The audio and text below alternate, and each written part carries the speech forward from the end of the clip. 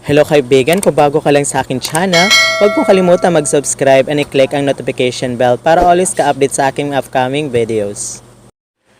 Namahagi na ng DSWD Field Office Region 7 ng ayuda sa mga pamilyang benepisyaryo ng second tranche ng Social Amelioration Program sa San Remigio, Cebu. Katuwang ng DSWD Field Office Region 7 sa pamamahagi ng ayudas ng ang STARP bilang Financial Service Providers kasama ang M. Luiler. Ang nasabing bayan ng San Remigio ay mayroon 2,844 na pamilyang benepisyaryo. Narito po si Tatay Christopher Soltes. Ako po ay nangungupahan sa Mandaluyong at naghahanap buhay bilang isang tricycle driver sa Makati. Malaking dagok po ang idinulot ng pandemya sa aming pamilya dahil natigil ako sa paghahanap buhay, siyang pinagkukunan namin ng panggastos. Mabuti na lang po at mayroong ayuda ng pamahalaang nasyonal sa pamamagitan ng DSWD NCR. Maraming salamat sa aking natanggap mula sa SAP.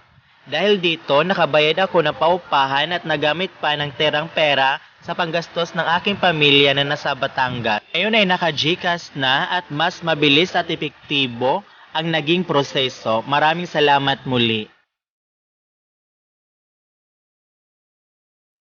Ang PMI ay isa sa mga financial service providers na katulong ng DSWD sa pamamahagi ng ayuda sa ilalim ng Emergency Subsidy Program o Social Amelioration Program.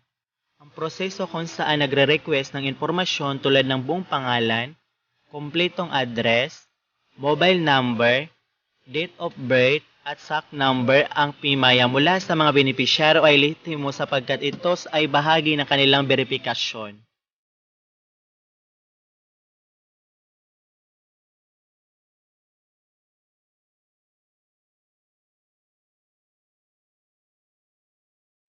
Kung mayroon mga katanungan, maaaring tumawag sa mga sumusunod na numero mula sa PMIA at DSWD Field Office NCR.